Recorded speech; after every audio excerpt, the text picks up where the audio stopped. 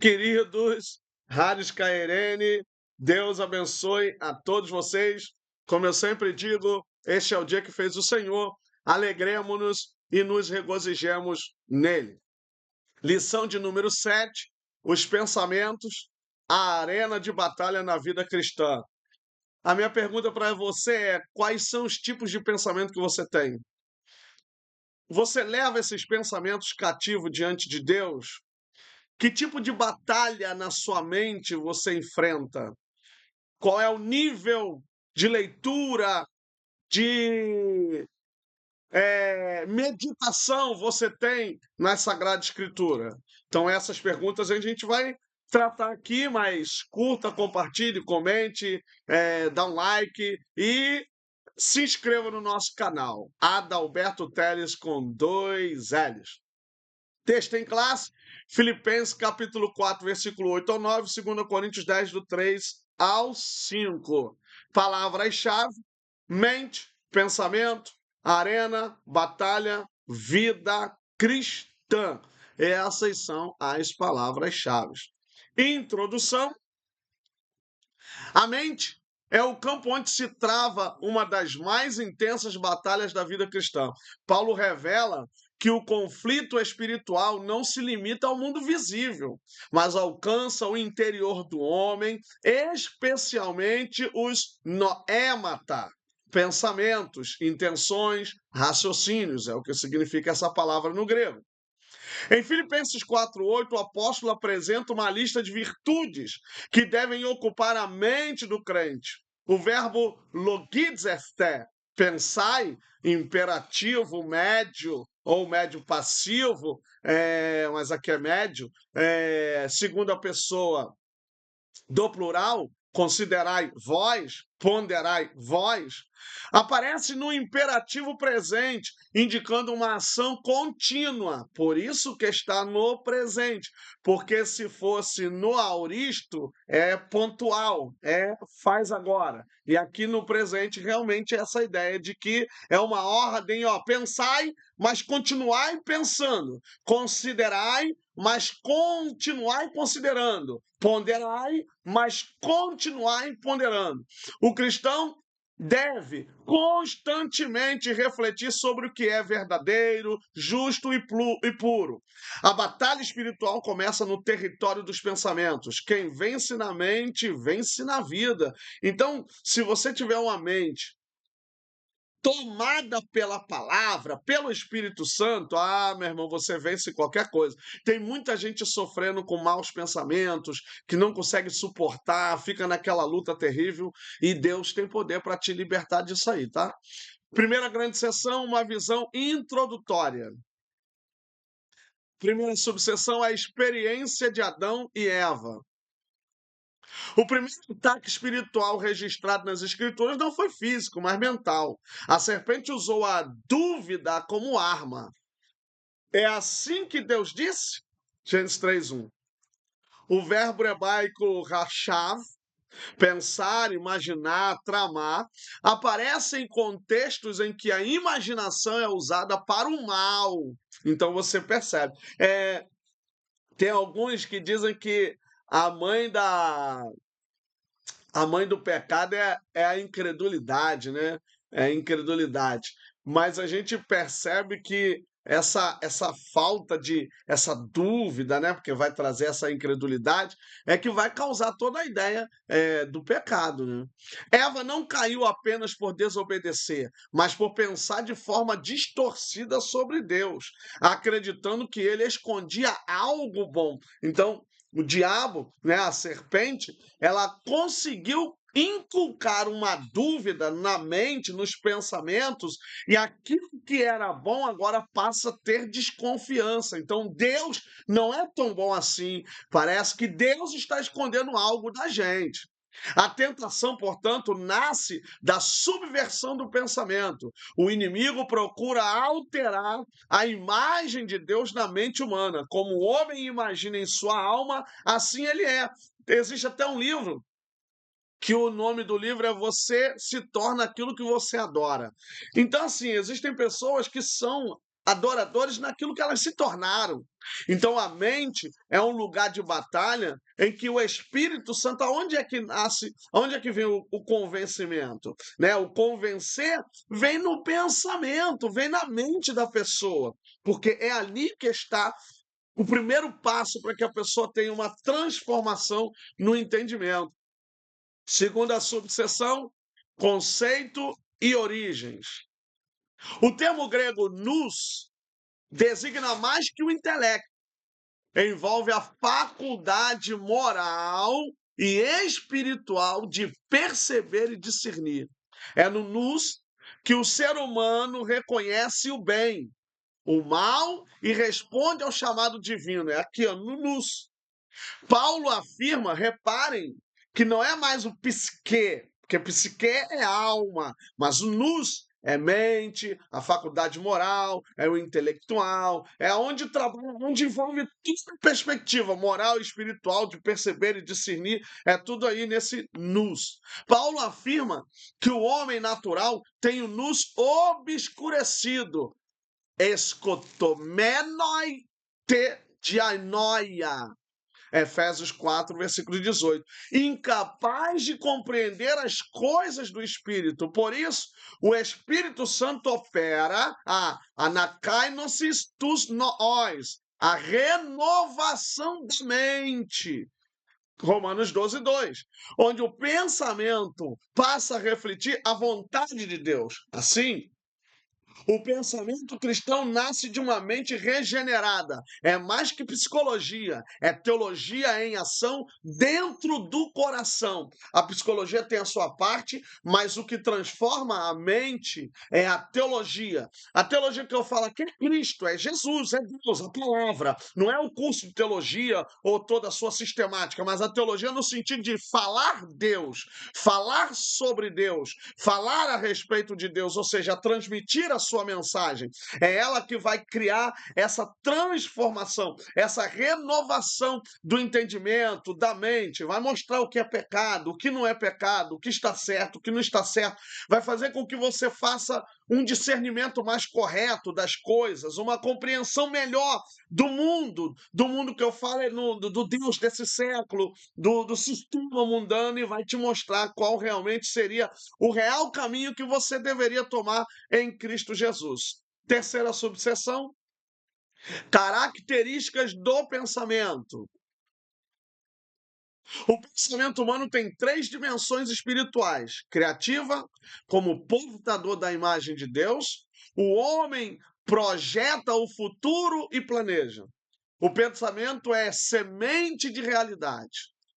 Moldável, o pensamento pode ser transformado, daí o verbo metamorfose, sede transformados.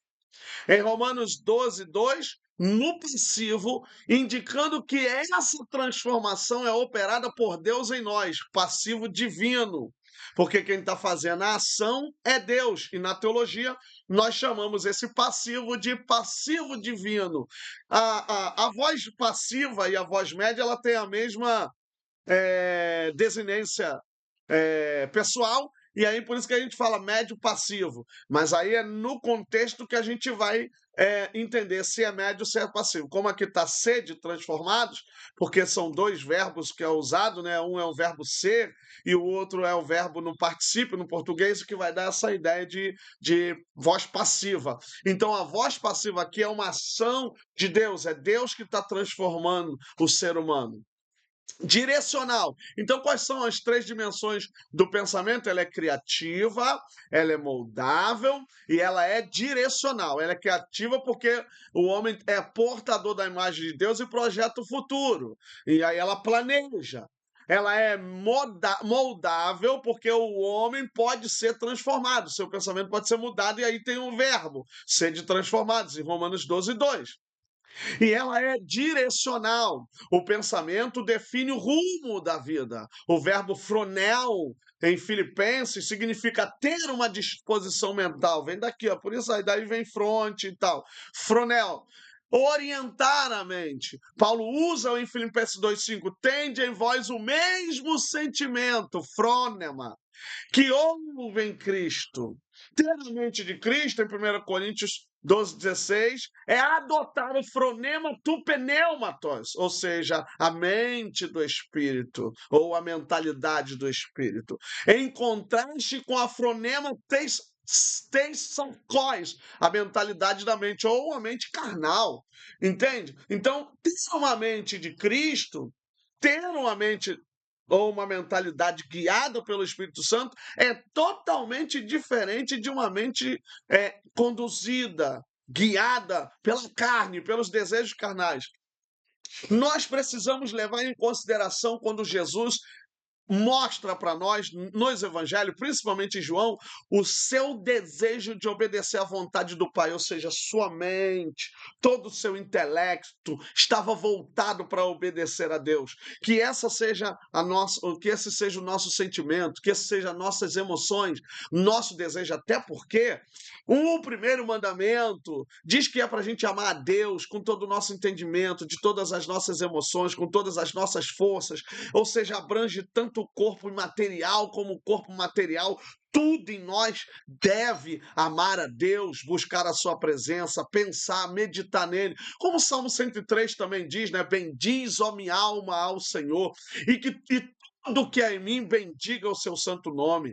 Bendiz, ó minha alma, ao Senhor, e não te esqueça de nenhum dos seus benefícios. Então, bendizer, adorar a Deus, abrange pensamento, abrange alma, abrange espírito, abrange corpo. Tudo precisa ser voltado para Deus.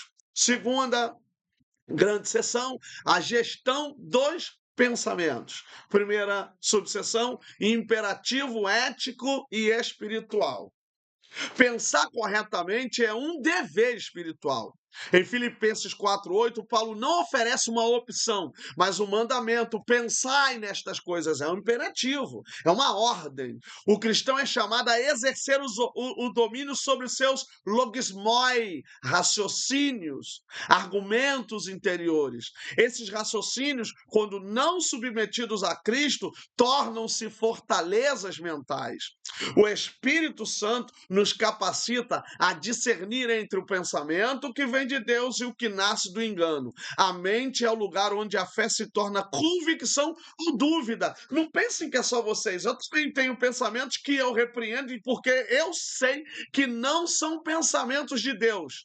E eu sei quando pensamentos que eu estou tendo também são de Deus. Que às vezes as pessoas ficam tão presas a só revelações e visões e se esquecem que existem pensamentos que são Deus, são pensamentos que Deus tem falado conosco através dessas mensagens que vêm na nossa mente, e nós também precisamos discernir pensamentos que são demoníacos e pensamentos que são carnais. Nem tudo é demoníaco. Existem pensamentos carnais e nós precisamos discernir esses pensamentos. E aí o Paulo diz, ó, nisto pensai. Acima da técnica, segunda subseção. O mundo moderno propõe o positivismo mental e a autossugestão como solução. Mas a escritura vai além da técnica. A mente precisa ser regenerada, não apenas treinada. Inclusive, existem vídeos, existem coach, existem livros, tudo voltado para treinar a mente. O verbo katairuntes, derrubando, um particípio, 2 Coríntios 10:4, mostra que há uma ação contínua de destruição das fortalezas intelectuais e ideológicas que se levantam contra o conhecimento de Deus. A mente renovada não é uma mente vazia, mas repleta da verdade do Evangelho. Gente, lembram do ditado? Mente vazia é a oficina de Satanás. Esse ditado. Mente vazia é a oficina de Satanás. E é mentira esse ditado? Não é, não. Deixa a mente vazia para você ver quem é que opera. Então, nós precisamos estar com a mente sempre em oração. A nossa meditação é diferente do positivismo, é diferente do processo aí de autossugestão como solução. Nossa mente, ela precisa estar como o Salmo 1. o Salmo primeiro diz: bem-aventurado é o varão que não anda segundo o conselho dos ímpios, que não se detém no caminho dos pecadores e nem se assenta na roda dos escarnecedores. Antes tem o seu prazer na lei do Senhor e na sua lei medita de dia e de noite. Ninguém consegue, com a vida corrida que nós temos hoje, ler a Bíblia de dia e de noite. Você tem trabalho, se mora numa cidade grande, você tem o trânsito, perde muito tempo e não dá tempo, não tem condições de ler. Você vai ler como se fosse lendo no jornal, mas meditar na palavra, é elevar o seu pensamento às regiões celestiais, porque no contrário, Jeremias profetiza: bem sei quais são os meus pensamentos a respeito de vós, e são bons pensamentos. Olha os pensamentos que Deus tem a nosso respeito. Então nós precisamos levar a nossa mente até Deus, voltar os nossos pensamentos para a palavra, sabe? É pegar o Salmo 119 e trabalhar o Salmo 119, porque o Salmo 119 é uma grandeza, é um hino à exaltação das Escrituras. Como o mancebo purificará o seu coração, entende?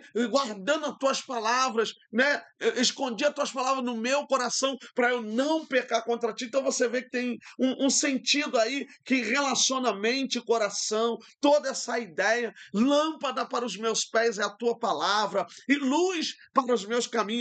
Uma mente iluminada pela palavra não anda em escuridão, não tropeça. Então é necessário ter esse conhecimento, voltar a vida para a palavra, para a escritura, gente. Se nós fizermos isso, nós seremos muito abençoados.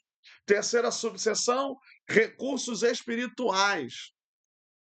A boa gestão dos pensamentos envolve três recursos essenciais. Primeiro, a palavra de Deus, logos, palavra, discursos, tudo isso. Ilumina e confronta os pensamentos. O logos é vivo, é eficaz e apto para discernir os pensamentos. Entimeces e intenções do coração, Hebreus 4:12. A oração, proselre, o diálogo com Deus. Então, a primeira é palavra. Segundo é a oração, proselre. O diálogo com Deus pacifica o interior, traz paz, traz tranquilidade, anima a alma, sabe, fortalece. Em Filipenses 4:6 e 7, o Paulo afirma que a paz de Deus guardará, florescem, ou seja, guardará o que? O pensamento, guardará sua mente.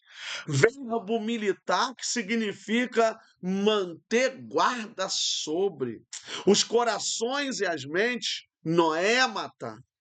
Ou seja, esse verbo que é usado no poder militar, no mundo bélico, vai dar a ideia de que a paz de Deus é o que guarda, é o que vai dar paz a esse coração, proteção a essa mente. A comunhão com Cristo é o terceiro ponto. O Espírito Santo é o mestre que ensina, confronta e santifica a mente. João 16:8 e o versículo 13. Então é preciso tomar essas três ferramentas como base para a nossa vida. A palavra de Deus. Gente, a palavra de Deus sempre será a primeira coisa como ferramenta. Ela é de toda a armadura, basicamente, a parte da armadura que é de ataque, porque é a espada. Todas as outras partes são de defesa, mas eu consigo também atacar com escudo, mas eu consigo também atacar com capacete que eu posso pegar e me defender com uma cabeçada, isso no mundo espiritual, com o indivíduo, na guerra, entende? Agora, a palavra de Deus é ela que vai entrar como espada de dois gumes na nossa mente, no nosso coração, no nosso pensamento. Aí depois você vem com a oração, no proselre, que a gente vai conversar com Deus, vamos estreitar essa amizade, vamos pacificar o nosso interior. Vocês lembram lá daquele publicano e do fariseu? Olha a diferença de oração. O camarada sai com paz e Jesus ainda pergunta: quem é que vocês acham que saiu tranquilo lá do templo? Foi com certeza aquele publicano que não levanta a cabeça, que não se ergue, que se humilha e sai dali com a mente tranquila. Orar é um processo que traz graça e calma para a nossa mente. E aí depois a gente tem a ideia da comunhão com Cristo, porque a comunhão com Cristo ela passa pelo uso da palavra, ela passa pela oração, e aí você vai estreitando essa comunhão, porque é com o Espírito Santo. Por que que você já reparou? Olha a bênção apostólica.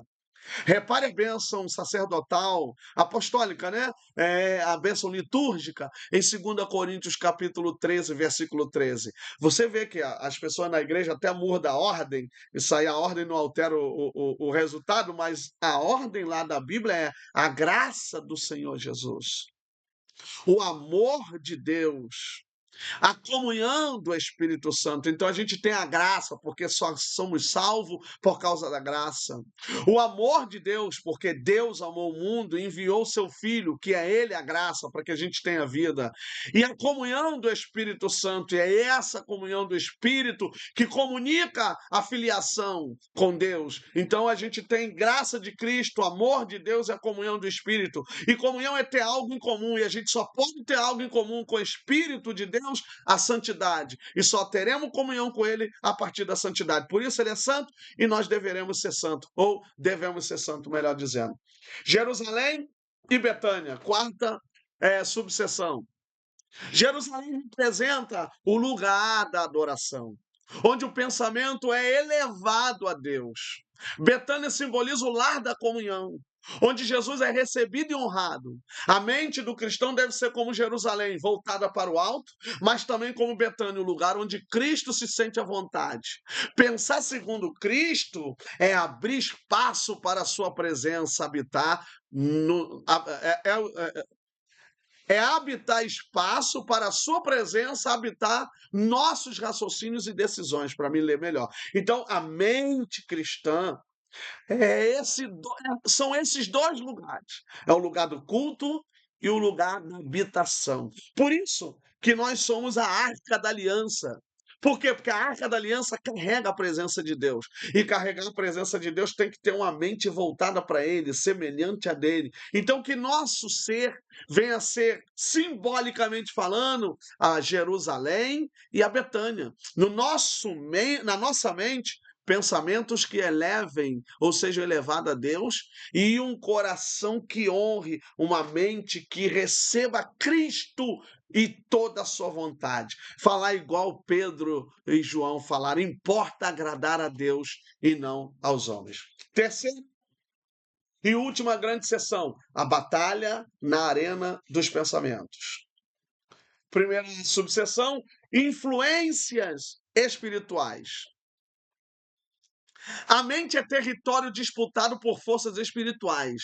O inimigo age com metodeias ou estratagemas, aí também métodos, surge essa Efésios 6:11. Tentando introduzir ideias sutis que distorcem a verdade. A vitória espiritual consiste em levar cativo todo o pensamento, eu estou falando isso lá atrás, noema, a obediência de Cristo, 2 Coríntios 10:5. O verbo malotizontes, fazer prisioneiro, expressa a ideia de capturar e submeter. A mente vencedora é aquela que submete todo o pensamento ao senhorio de Cristo. Que nossa mente tenha Jesus como Kyrios, o Kyrios da nossa mente, o Senhor do nosso pensamento. Ele precisa tomar toda a nossa mente, para que a gente tenha tranquilidade, tenha uma vida espiritual abençoada. Viver em Cristo é viver bem diante de sua presença, é ter o capacete realmente da salvação. Ele vai proteger a nossa mente, vai guardar os nossos pensamentos, e aí a gente vai fazer o que está em Filipenses, tudo que é puro, tudo que é louvável, tudo que é amável, nisso pensai, que nós venhamos pensar em tudo que está voltado à Sagrada Escritura. A Sagrada Escritura deve ser a base principal da nossa vida, e ter paz, gente, ter paz aqui, deitar no travesseirinho, ter uma paz tranquila, abandonar toda a mente cauterizada, toda a mente que só pensa para o mal, e voltar a nossa mente para Cristo. Levar cativo a nossa mente, o nosso pensamento, à obediência de Cristo. Segunda subseção, cuidados práticos. Cuidado com o que entra pelos sentidos. Os olhos e ouvidos são portas da mente. Evite o ócio mental. Uma mente desocupada se torna fértil para as tentações. Medite na palavra. O verbo meditar, significa repetir, murmurar, praticar interiormente. Por que que Deus disse que um dos animais puros é o animal de pata fendida e que rumina? Orígenes, que é um dos pais da escola da interpretação alegórica, porque você também tem Fílon de Alexandria, que é antes dele, ele interpretou que você pode o animal que rumina e tem duas patas, significa que a pata fundida, melhor dizendo, a pata dividida em duas, significa o Antigo e o Novo Testamento, enquanto o ruminar significa a Escritura. Olha a ideia dele, a tradução alegórica que ele fez do animal que rumina e tem pata dividida. É que a pata dividida, que a vaca tem a pata dividida diferente do porco. O porco também tem, mas o porco não rumina.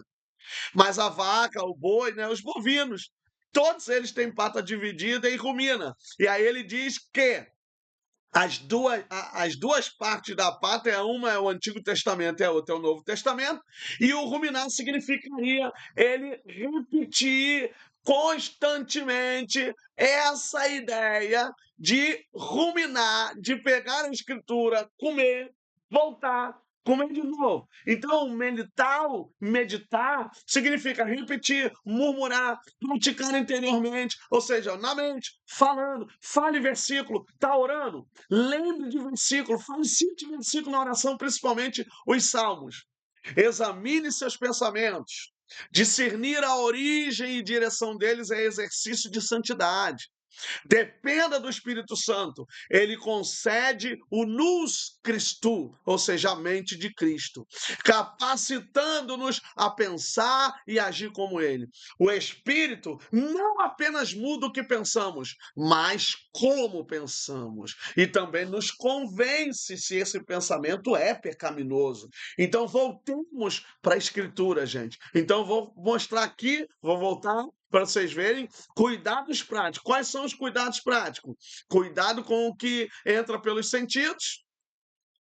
Evite o ócio mental, medite na palavra, examine seus pensamentos e dependa do Espírito Santo. Que nós venhamos tomar isso como prática nas nossas vidas, para que Deus nos ajude, para que Deus nos abençoe. Então, é sempre exercitar a mente. Exercitar como? Exercitar no espiritual. Exercitar com pensamentos voltados para Deus, voltados para a sua palavra. Conclusão: a vida cristã é uma batalha travada na arena invisível da mente. Vencer nesta arena significa permitir que o nous seja continuamente renovado pela ação do Espírito e pela luz da palavra. Cristo deve ser o centro e o filtro de todo pensamento. A santificação do pensamento é o caminho para a paz interior e para uma vida de obediência. Quem conquista a mente, conquista a alma. E quem entrega a mente a Cristo, ele experimenta a vitória completa, porque nós temos a mente de Cristo. Gente, que Deus venha abençoar a sua vida. Não fique lutando sozinho com seus pensamentos. Peça a Deus para entrar na sua mente. Peça a Deus para fazer parte de todo o seu ser. Senhor, eu preciso que o Senhor tome a minha mente, cuide da minha mente, dos meus pensamentos, direcione meus pensamentos. Gente, tudo isso na oração, na palavra. O crente não pode ficar sem palavra, você não pode ficar só esperando no culto da Bíblia. Leia a Bíblia em casa, leia a palavra em casa, medite em casa, vá no ônibus, vá no carro, vá no metrô, vá no trem, vá na barca, seja onde você estiver, por esse Brasil ou fora dele, com a palavra no seu coração. E isso parte do princípio da leitura. A Bíblia diz que o Espírito Santo, não é para a gente se preocupar, Jesus disse: "Eu não vos preocupeis com o que haver de falar". porque o Espírito Santo vos lembrará de tudo aquilo que vocês precisarão falar. Mas como eu vou ser lembrado daquilo que eu não leio, daquilo que eu não estudo? Então a tua mente precisa estar impregnada, encharcada, sabe? Cinturada das sagradas escrituras. A Bíblia precisa fazer parte da tua vida. Só assim você vai ser uma pessoa de paz, uma pessoa com paz, uma pessoa em paz e uma vida de paz. Deus abençoe. Até a próxima. Rádio Sky Irene. Um abraço.